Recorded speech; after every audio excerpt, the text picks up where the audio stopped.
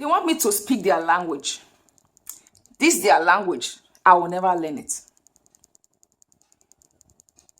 She wants me to speak her language. See, this woman was asking me Dutch. It was telling me Dutch. They want me to speak their language. This their language. I will never learn it. Good morning, good afternoon, good evening. My name is Esther Wasilewski. Today, I'll just come and advise one or two people who come across this video. This somebody was saying that because some people said to him that he should learn Dutch, because of that he will never learn their language.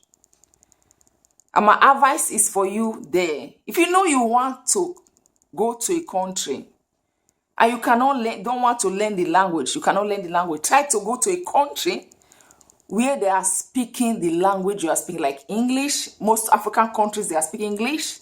French, you can go to France. English, you can go to England, or you can go to America.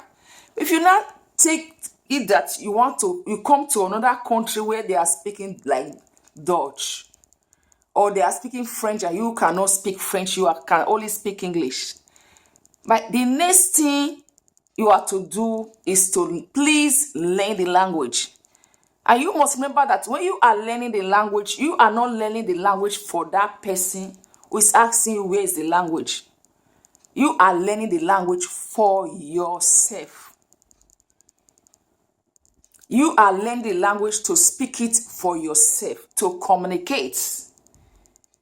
You come to a country, you need to communicate in that country. The first thing you do when you come to a country is start the school, the language school.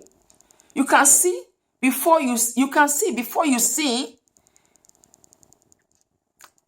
the school, 1 year is gone. You find yourself speaking the language. You find yourself communicating.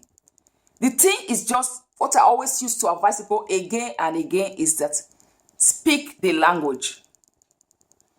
Because if you speak the language, you can cope. If you speak the language, you can communicate. If you speak the language, you can even walk. If you speak the language and walk, you can have those papers, those things you want to have in that country. Just imagine coming to a country and you don't have their language. And you say you want to stay in that country. And you say you will not learn the language because they want you to learn the language. But you must forget that language, you are not learning it for them, you are learning it for yourself. If you want to build a family there, you are learning also to carry your family up. When your children are coming to you for help with the language,